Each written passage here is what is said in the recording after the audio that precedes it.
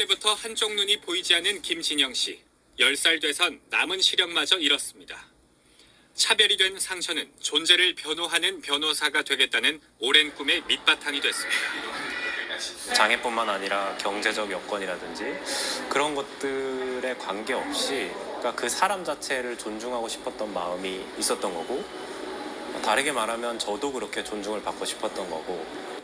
때론 싸움닭을 자처하며 버티고 버틴 끝에 지난달 변호사 시험에 합격했고 공익재단에 취업했습니다. 하지만 출근 전부터 예상치 못한 어려움이 닥쳤습니다. 장애로 할 수 없는 일을 도와주는 근로지원인 제도를 이용하려 했지만 장애인 고용공단에서 예산이 떨어졌다며 신청조차 못 받겠다고 한 겁니다. 제 앞에 신청 대기자가 20명 가까이가 있고 예산이 없기 때문에 지금 처리를 할 수 없어서 언제 신청이 될지 배정이 될지 그거 자체도 장담할 수 없다. 시각장애인은 글자를 음성으로 변환해 내용을 숙지해야 하는데 법조인의 경우 조력자 의존도가 더 높을 수밖에 없습니다. 도와주지 않으면 일을 할 수가 없는 게요. 저희가 하는 것들이 사실 기록을 봐야 되는 거거든요. 근데 시각장애인이 기록을 인식을 하려면 종이로 돼 있는 기록을 인식을 할 수는 없으니까 한글이라든지 엑셀이라든지 파일로 만들어야. 김 씨처럼 근로지원인을 배정받지 못한 국내 장애인 취업자는 현재 800여 명에 달합니다.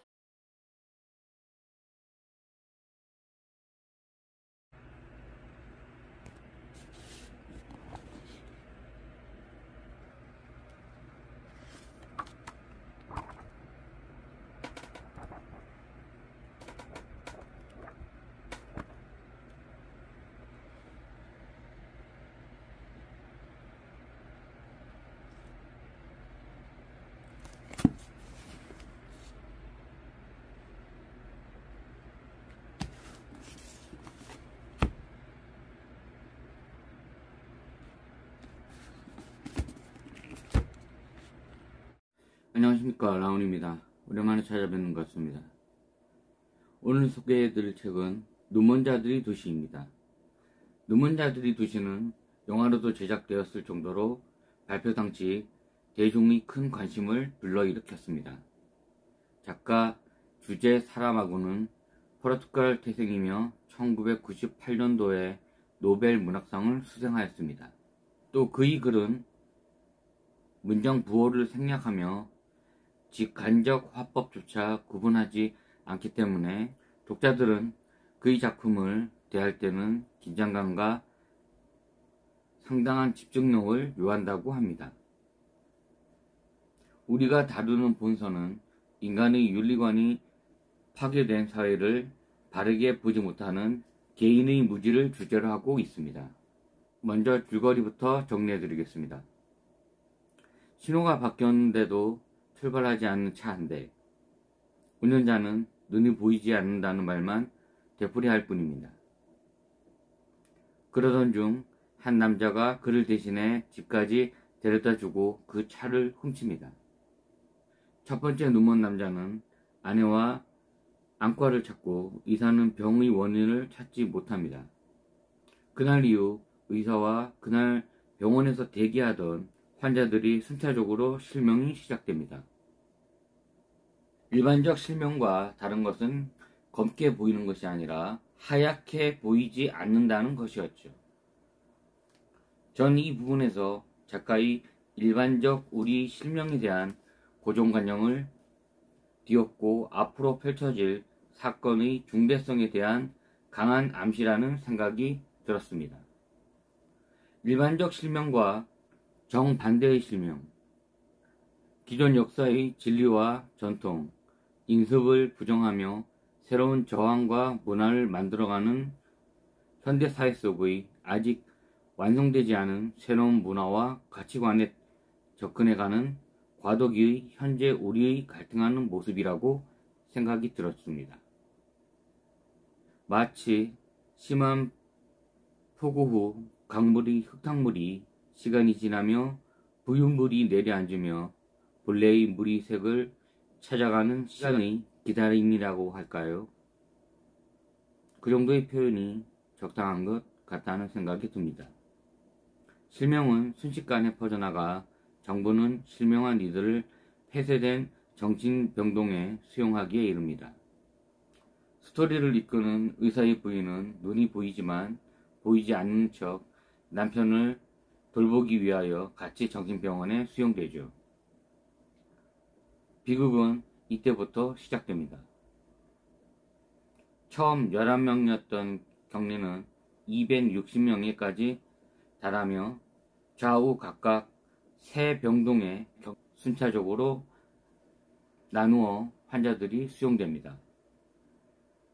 우 3동에 눈이 보이지 않지만 처음부터 맹인이던 이를 중심으로 음식을 독식하며 나머지 2동의 격리자들에게 음식 배분이 조건으로 처음에는 귀중품을, 나중에는 여자들이 성상납까지 요구하는 사태까지 이르게 됩니다.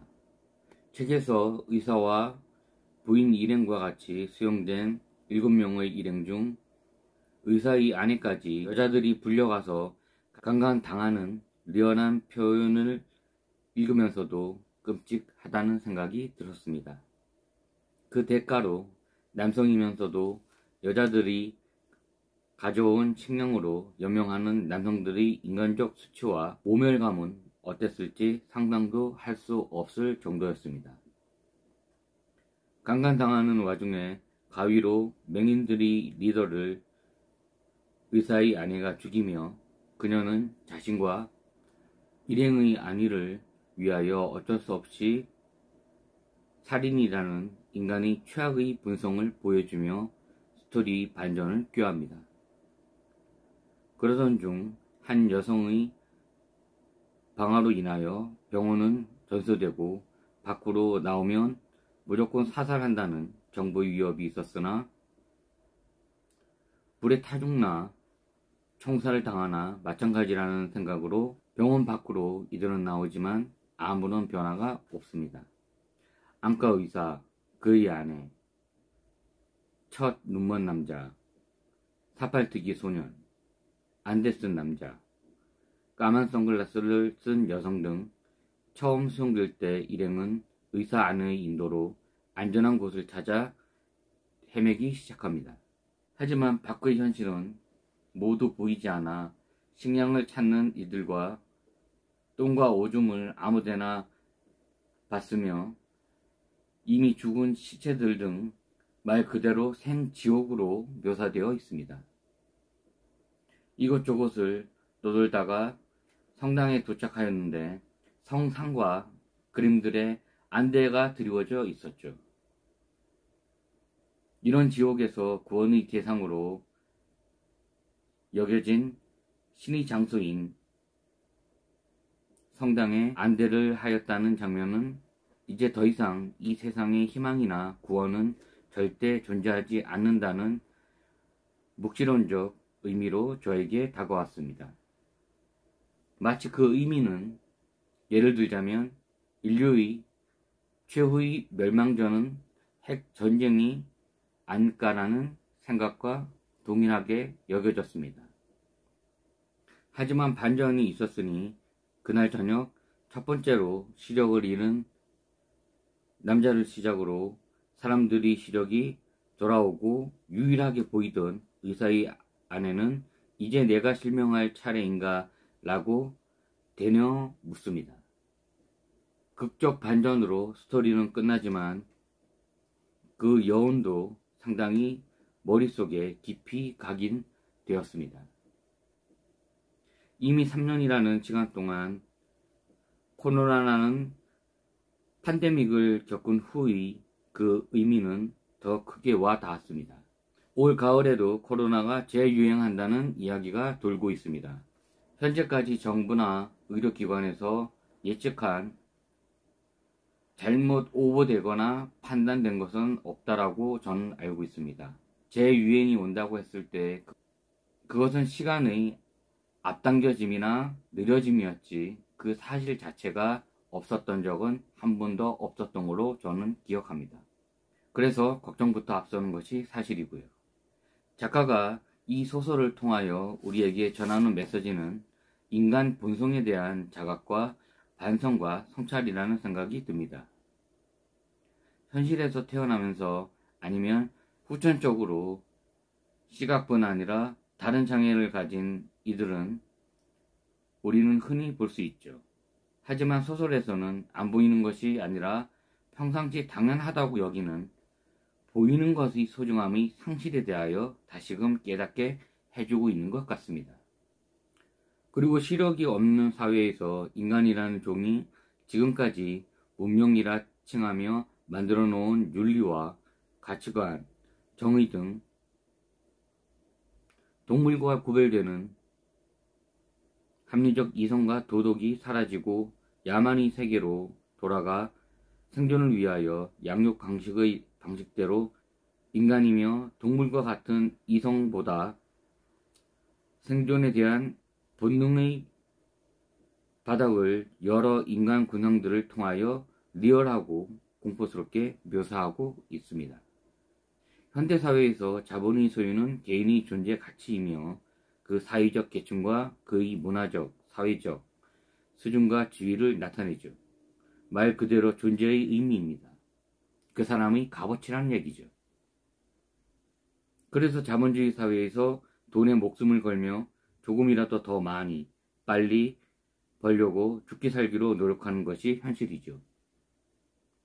하지만 우리가 가진 인지성, 즉 오감 중 시력 하나만 없어도 당신과 우리들이 목숨 바쳐 자신의 존재를 증명하고 인정받기 위한 대표적 행위인 자본 창출, 즉 돈을 버는 것도 목마를 때 평소에는 당연히 여기던 시력 하나만 잃어도 나약한 한낱 힘없고 배고픔에 시달리다 죽어가는 미천한 존재에 지나지 않는다는 것이 인간이라는 것을 작가는 이야기하는 듯합니다. 이를 극복하는 모티브로 다시 시력이 돌아오는 결말을 제시한 것이 아닐까 하는 생각이 들고요. 이런 인간성 말살의 극복 방법은 서로 경쟁하며 견제하는 것이 아니라 의사의 아내가 혼자서 보이면서 혼자서 보이지 않는 이들을 위하여 희생과 헌신을 하였듯 완전한 존재가 아닌 우리 인간들이 서로 협력하고 사랑하고 연대하는 것만이 앞으로의 희망이 될 수 있으며 인류가 사람답게 문화와 인간성을 고양시키며 가장 우선시 되어야 하는 것이 아닌가라는 생각을 해보았습니다. 중세 때 프랑스 궁전에는 화장실이 없었다고 합니다. 아무 데서나 용변을 보고 그 악취를 없애기 위하여 향수 문화가 발달한 것이죠. 넷플릭스나 다른 매체들을 통하여 중세나 19세기 초 자동차의 출현 이전의 유럽이나 미국의 거리를 영화나 드라마에서 앞으로 자세히 보시기 바랍니다. 바닥은 항상 흙탕물일 겁니다. 100%입니다. 그건 말을 이동수단을 이용하며 말똥을 치우지 않고 인간의 배설물도 하수시설이 발달하기 전까지 그대로 사람들이 거리에 방치한 채 비가 오면 말 그대로 말과 사람의 배설물로 말 그대로 똥물인 것입니다. 패스트도 그런 이유로 시작되었다는 것이고요. 이 소설의 작가는 그 시대의 귀족들이 당연히 먹으면 똥으로 배설하는 것을 부정하고 그 악취를 향수로 가렸듯 현대 사회를 살아가는 우리 모습이 진정한 인간성을 가린 일본 문신 이레즈미에 나오는 하냐의 가면 속에 살아가는 것이 아닌가 라는 묵직하며 오래 지속되는 질문을 던지는 듯 합니다. 라운이었습니다. 감사합니다.